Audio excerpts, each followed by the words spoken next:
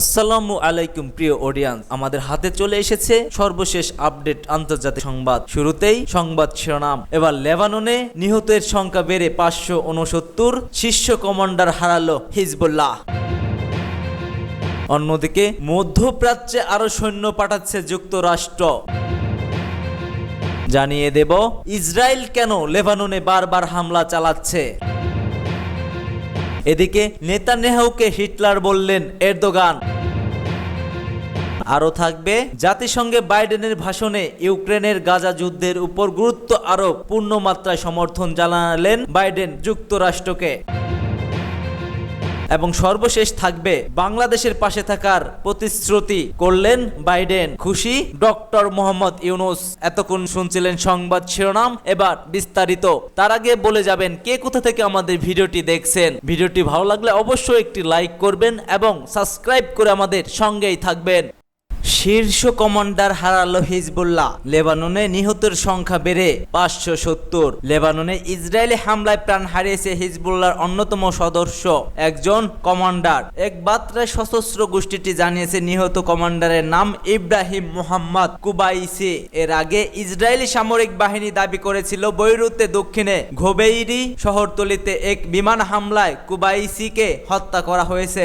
Israeli কর্মকর্তারা বলেছে ইব্রাহিম মোহাম্মদ কুবাইতি হিজবুল্লাহর বেশ কয়েকটি ক্ষেপণাস্ত্র ও রকেট ইউনিটের নেতৃত্বে ছিলেন। 2000 সালে 3 জন ইসরায়েলি সৈন্যকে অপহরণ করে হত্যার ঘটনাও তার হাত ছিল বলে দাবি করেছে কঠোর ইসরায়েলি। লেবানি স্বাস্থ্য কর্তৃপক্ষের তথ্য মতে গত সোমবার থেকে ইসরায়েলি হামলায় লেবাননে কমপক্ষে 570 জন নিহত এবং 1835 জন আহত হয়েছেন। হামলায় সংখ্যায় দেশটির দক্ষিণ অঞ্চলে ছেড়েছে হাজার হাজার মানুষ। গত সপ্তাহে লেবাননের একের পর এক পেজার ও ওয়াকিটকি বিস্ফোরণের কয়েক ডজন নিহত, হাজার হাজার মানুষ আহত। এর পিছনে ইসরায়েলি হাত রয়েছে বলে অভিযোগ উঠেছে, যদিও এ বিষয়ে কোনো মন্তব্যই করেনি কঠোর ইসরায়েলপন্থীরা। জবাবে ইসরায়েলকে লক্ষ্য করে কয়েকশো রকেট হামলা ছুড়েছে হিজবুল্লাহ, যদিও এর বেশিরভাগই ধ্বংস করার দাবি করেছে ইসরায়েলি বাহিনী। তারা বলছে গত মঙ্গলবারে ইসরায়েলের দিকে প্রায় 300 রকেট ছুড়েছেন লেবানিজ গোষ্ঠীটি। এতে মাত্র 6 জন আহত হয়েছে। সূত্র আল জাজিরা। মধ্যপ্রাচ্যে আরো সৈন্য পাঠাচ্ছে যুক্তরাষ্ট্র। পেন্টাগনের প্রেস সেক্রেটারি মেজর জেনারেল প্যাট রাইডার সোমবারে জানিয়েছিলেন লেবাননে ইসরায়েল ও হিজবুল্লাহ বাহিনীর মধ্যে সহিংসতা ব্যাপকভাবে বৃদ্ধি পাওয়ার পর যুক্তরাষ্ট্র মধ্যপ্রাচ্যে অল্প সংখ্যক অতিরিক্ত সেনা পাঠাচ্ছে। কত সংখ্যক সেনা পাঠানো হচ্ছে তা তারা কি করবে সে সম্পর্কে রাইডার বিস্তারিত কোনো বিবরণ দেয়নি। তবে যুক্তরাষ্ট্রের এক ঊর্ধ্বধনী কর্মকর্তা ভয়েস অফ আমেরিকাকে বলেন সেনা সংখ্যা কয়েক ডজন হবে এবং তাদের প্রাথমিক কাজ হবে বৃহত্তর অঞ্চলগুলোকে যুদ্ধ শুরু হলে যুক্তরাষ্ট্রের নাগরিকদের সম্ভাব্য সামরিক সহায়তায় স্থাপনা সাহায্য করা। যুক্তরাষ্ট্রের অপর এক কর্মকর্তা জোর দিয়ে বলেছেন পরিস্থিতি এখন এমন পর্যায়ে আসেনি যেখানে সামরিক বাহিনীর সহায়তায় প্রস্থ স্থানে প্রয়োজন ছিল।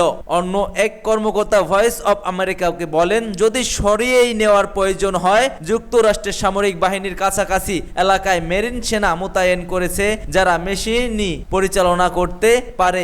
সবাই নাম প্রকাশ না করে শর্তে জাতীয় নিরাপত্তা স্পর্শকাতর ইস্যু নিয়েই কথা বলছেন। লেবাননের অভ্যন্তরে হিজবুল্লাহ লক্ষ্যবস্তুতে ইসরায়েলি বাহিনীর কয়েক দফা হামলায় কয়েকশো মানুষ নিহত হওয়ার পর এ ঘটনা ঘটেছে। আঞ্চলিক যুদ্ধের ঝুঁকি বাড়তে থাকায় যুক্তরাষ্ট্রের পররাষ্ট্র মন্ত্রণালয় আমেরিকানদের লেবানন ছাড়ার জন্য সতর্ক করেছেন। সূত্র VOA। ইসরায়েল কেন লেবাননে হামলা চালাচ্ছে? গত 24 ঘন্টায় ইসরায়েল জুড়ে একের পর এক বিমান হামলা চালিয়ে যাচ্ছে কঠোর ইসরায়েলি। লেবাননের স্বাস্থ্য মন্ত্রণালয় জানিয়েছে ইসরায়েলের বিমান হামলায় এ পর্যন্ত 550 মানুষ নিহত, তাদের মধ্যে 50 শিশু ও 94 নারী রয়েছে। এছাড়া আহত হয়েছে প্রায় 2000 মানুষ।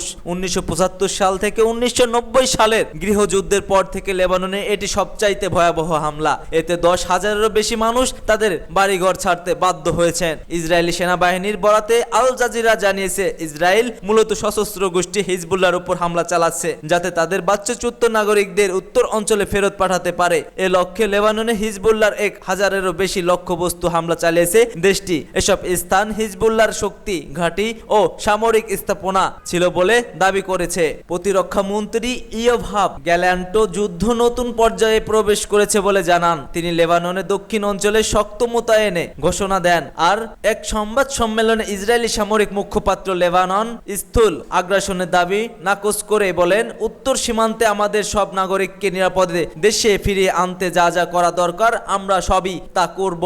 হিজবুল্লাহর একটি মারাত্মক আন্তঃসীমান্ত অভিযানের ফলে হিজবুল্লাহ ও ইসরায়েলের মধ্যে 2006 সালে একটি পূর্ণাঙ্গ যুদ্ধ শুরু হয়। ইসরায়েলি বাহিনী হিজবুল্লাহর হুমকি মোকাবেলায় দক্ষিণ লেবাননের আক্রমণ করলেও গোষ্ঠীটি টিকে যায় এবং এরপর থেকে তাদের যোদ্ধা সংখ্যা বৃদ্ধি করা সহ নতুন ও উন্নত অস্ত্রের ভান্ডার গড়ে তোলেন। শেখ হাসান নাসরুল্লাহ একজন শিয়া ধর্মগুরু, যিনি 1992 সাল থেকে হিজবুল্লাহ নেতৃত্ব দিচ্ছে। এটিকে একটি রাজনৈতিক সেই সাথে একটি সামরিক বাহিনীও পরিণত করতে গুরুত্বপূর্ণ ভূমিকা পালন করছেন হাসান নাসরুল্লাহ। ইরান এবং তার সর্বোচ্চ নেতা আয়াতুল্লাহ আলী খামেনির সাথে ঘনিষ্ঠ সম্পর্ক রয়েছে নাসরুল্লাহর।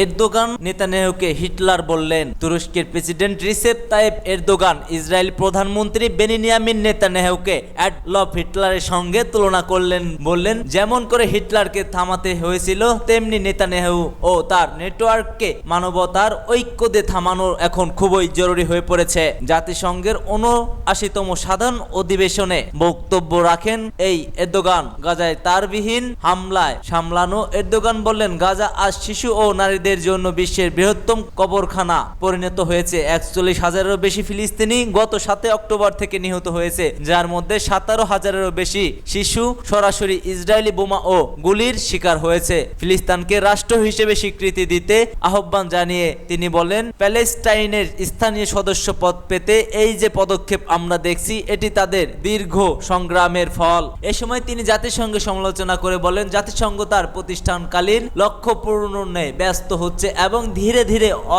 অকার্যকর হয়েও পড়ছে। বিশ্বের শান্তি এবং নিরাপত্তা কেবল 5টি স্থানীয় সদস্য দেশের স্বাধীনতা হওয়া নয়। তুর্কি প্রেসিডেন্ট আরও যোগ করেন, ইসরায়েলের চালানো হামলা জাতিগত বিধান এবং মানবতার উপর এক সরাসরি আক্রমণ। ইসরায়েলি যেভাবে ফিলিস্তিনের ভূমি দখল করে যাচ্ছে এবং যেখানে নাটকীয় হামলা চালাচ্ছে তা মূলত একটি গণহত্যা। এটি নৈতিক অবক্ষয়ের একটি বিরল উদাহরণ। এরদোগানের ভাষায়, ইসরায়েলি কারাগারের বন্দীদের অবস্থার ছবি দেখে বোঝা যায় এগুলো আসলে অত্যাচারের কেন্দ্র। গাজায় আজ বিকেলে এবং মানবতার আশা ও জাতিসংঘের নীতি ও মূল্যবোধ ধ্বংস করে দিয়েছে। জাতিসংঘে বাইডেনের ভাষণে ইউক্রেনের গাজা যুদ্ধের উপর গুরুত্ব আরোপ। মার্কিন প্রেসিডেন্ট জো বাইডেন লেবাননে পূর্ণমাত্রা যুদ্ধের বিরুদ্ধে সতর্ক করলেন এবং বললেন, গাজা যুদ্ধের অবসানের সময় এসেছে। তিনি মঙ্গলবার জাতিসংঘের সাধারণ পরিষদে কয়েকশো নেতার সামনে তার ভাষণ দেন। ইসরায়েল ও হিজবুল্লাহর মধ্যে ক্রমবর্ধমান সংঘাতের কথা উল্লেখ করে বাইডেন বললেন, একটি পূর্ণমাত্রা যুদ্ধে কোনো পক্ষের স্বার্থ লাভ হবে না। তিনি বলেন, কূটনৈতিক সমাধান করা এখনো সম্ভব। গাজা ইসরায়েলি এবং হামাসের মধ্যে প্রায় 1 বছর ধরে চলা যুদ্ধের বিষয়ে বাইডেন দলগুলোকে একটি যুদ্ধবিরতি এবং বন্দি মুক্তি নিয়ে চুক্তির সতর্কগুলো চূড়ান্ত করার আহ্বান জানান। এই চুক্তি জাতিসংঘের নিরাপত্তা পরিষদ অনুমোদন করেছে।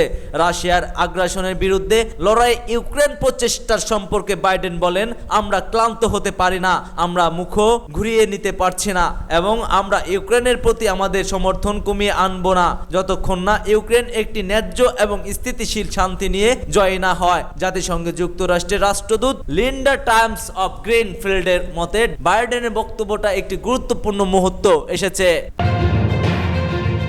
যে কোনো প্রয়োজনে বাংলাদেশের পাশে থাকবে যুক্তরাষ্ট্র, বললেন বাইডেন। জাতিসংঘের ৭৯তম সাধারণ অধিবেশন শেষে রাত ৯টার দিকে আয়োজিত দ্বিপাক্ষিক বৈঠকে বাংলাদেশের অন্তর্বর্তীকালীন সরকারের প্রধান উপদেষ্টা অধ্যাপক ডক্টর মোহাম্মদ ইউনূসকে যুক্তরাষ্ট্রের পূর্ণ সমর্থনের কথা জানান দেশটির প্রেসিডেন্ট জো বাইডেন। বৈঠকে ডক্টর ইউনূস বিগত সরকারের আমলে সব ধরনের নিপীড়নের বিরুদ্ধে শিক্ষার্থীদের সাহসী ভূমিকা ও বাংলাদেশের পুনর্গঠনে তাদের গুরুত্বপূর্ণ অবদানের কথা জানান বাইডেনকে। ডক্টর ইউনূস জোর দিয়ে বলেন দেশে পুনর্গঠনে তার সরকারকে অবশ্যই সফল হতে হবে। এ সময় মার্কিন প্রেসিডেন্ট জো বাইডেন যে কোনো প্রয়োজনে বাংলাদেশের সরকারের পাশে থাকার আশ্বাস দেন। সূত্র ইত্তেফাক অ্যান্ড পিও।